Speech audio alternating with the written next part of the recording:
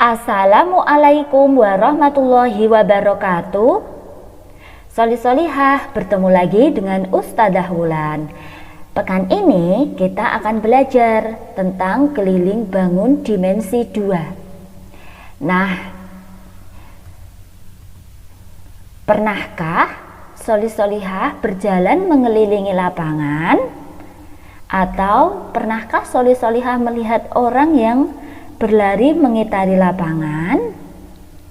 Pelari akan berlari dari titik start, kemudian memutari lapangan dan berakhir di tempat semula atau kembali ke titik start. Beberapa orang menyebutkan bahwa pelari tersebut sedang berlari mengelilingi lapangan. Jadi kata mengelilingi sama dengan kata keliling. Inilah yang disebut keliling lapangan, yaitu jarak yang ditempuh seorang pelari mengelilingi tepi suatu lapangan sebanyak 1 putaran.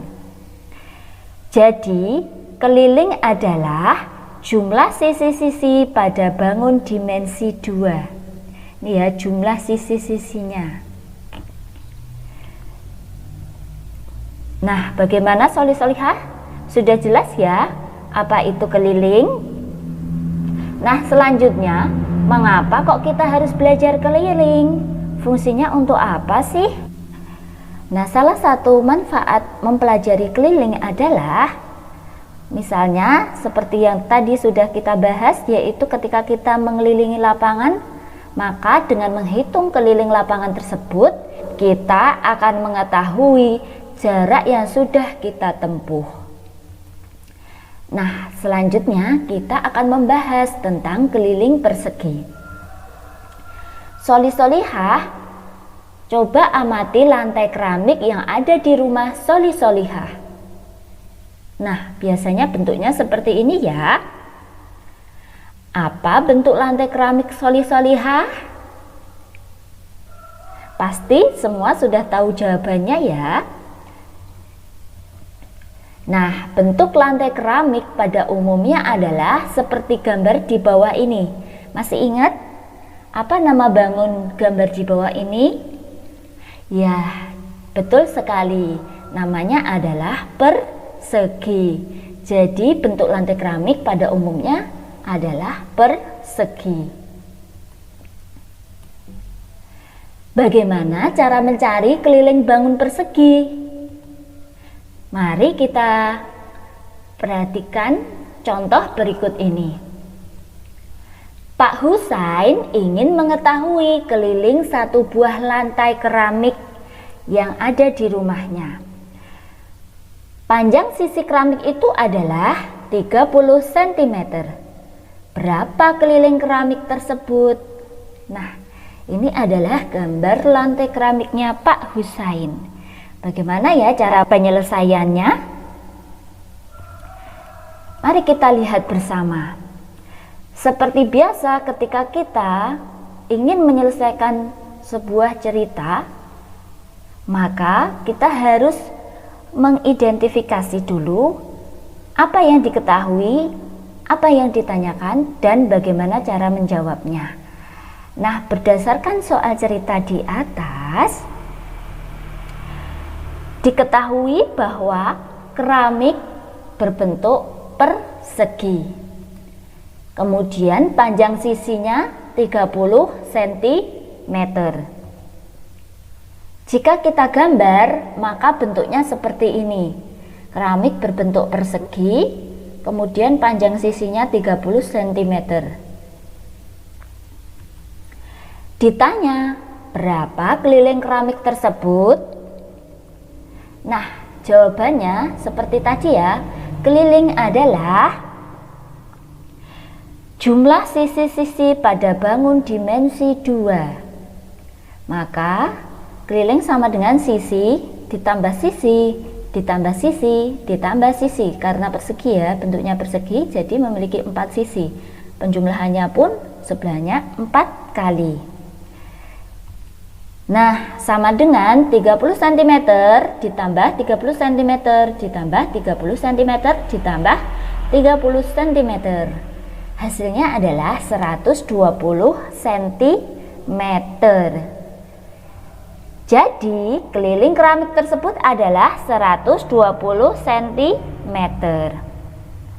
Nah, soli-solihah, seperti yang sudah kita pelajari di semester 1, bahwa penjumlahan berulang dengan bilangan yang sama. Ada yang masih ingat? Penjumlahan berulang dengan bilangan yang sama bisa kita ubah ke dalam bentuk perkalian.